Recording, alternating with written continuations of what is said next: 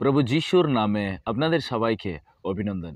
বিশ্বাস করি সদাপ্রভু আপনাদের সবাইকে ভালো রেখেছেন। ঈশ্বরের সঙ্গে চলা, ঈশ্বরের বাক্যকে আমরা ধ্যান করছি গীত সংহিতা 56। আজকের পথ হলো 8 পথ।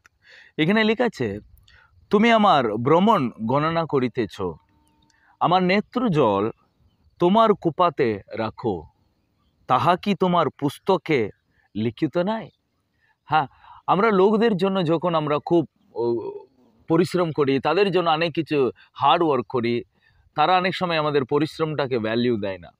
যখন লোকদের জন্য আমরা কাঁদি, তাদের জন্য আমরা চিন্তা করি, সেটাও তারা অনেক সময় মনে রেখে না। কিন্তু দাউদ বলছেন, প্রভু আমার সব কিছু তুমি জানো, আমি কেমন করে পরিশ্রম করেছি, আমি কেমন করে প্রভু তোমার জন্য আমি সব কিছু সহ্য করেছি। এবং দাউদ বলছেন, প্রভু আমার চোখের জলকে তোমার কুপাতে তুমি রেখেছ। আপনি চিন্তা করেন, আমরা ঈশ্বরের চরণে ফেলার প্রত্যেকটা চোখের জলকে তিনি কিন্তু ধরে রেখেছেন।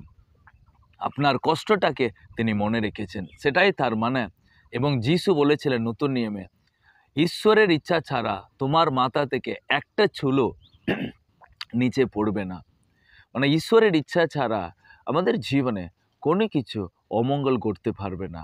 তো তাই আজকে আমরা যদি কোনো রকমের ওই পরিস্থিতির মধ্যে দিয়ে যাচ্ছি, আমি চোখের জল ফেলছি, কিন্তু আমার চোখের জলের কোনো কোনো কোনো ভ্যালিউ কেউ দিচ্ছে না, প্রিয়, ঈশ্বরের চরণে তার পায়ে বসে ফেলার চোখের জল অনেক মূল্য থাকে। সেটা অনেক আমাদের জীবনে আশীর্বাদ নিয়ে আসবে, তার কোনো সন্দেহ নাই।